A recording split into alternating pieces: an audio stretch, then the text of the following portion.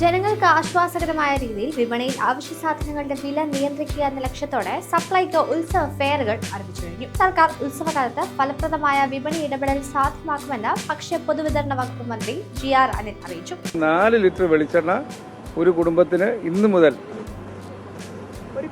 ഒരു കാർഡിന് 2 ലിറ്റർ അവർക്ക് അർഹതപ്പെട്ടത് അടുത്ത മാസത്തെ അഡ്വാൻസ് ആയിട്ട് വാങ്ങിക്കാൻ 2 ലിറ്റർ, അങ്ങനെ 309 രൂപ നിരക്കിൽ വാങ്ങിക്കാനുള്ള അവസരം ലഭിക്കുക.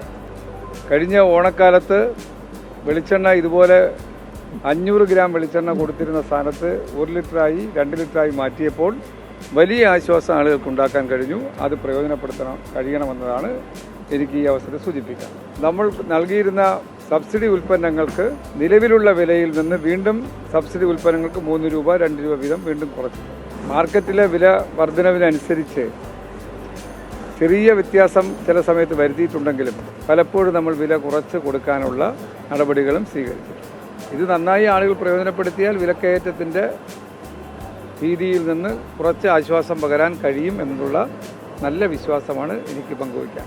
പുത്തരിക്കണ്ടം നായനാർ പാർക്കിൽ സപ്ലൈകോയുടെ ക്രിസ്മസ് പുതുവത്സര ഫെയറിന്റെ സംസ്ഥാനതല ഉദ്ഘാടനം നടന്നു. തിരുവനന്തപുരം പുത്തരിക്കണ്ടം മൈതാനം, കൊല്ലം ആശ്രമം മൈതാനം, പത്തനംതിട്ട റോസ്മൗണ്ട് ഓഡിറ്റോറിയം, കോട്ടയം തിരുനക്കര മൈതാനം, എറണാകുളം മറൈൻ ഡ്രൈവ്, തൃശൂർ തേക്കിൻകാട് മൈതാനം എന്നിവിടങ്ങളിലാണ് ഫെയറുകൾ നടക്കുക.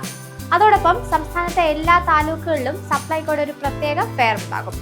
280-ലധികം ഉൽപ്പന്നങ്ങൾക്ക് പ്രത്യേക ഓഫറുകളും ബ്രാൻഡ് നിത്യോപയോഗ സാധനങ്ങൾക്ക് 5 മുതൽ 50% വരെ വിലക്കുറവും ലഭിക്കും. 20 കിലോഗ്രാം അരി 25 രൂപയ്ക്ക് ഫെയറുകളിൽ ലഭ്യമാവും. ഡിസംബർ 31 വരെയാണ് ഫെയറുകൾ.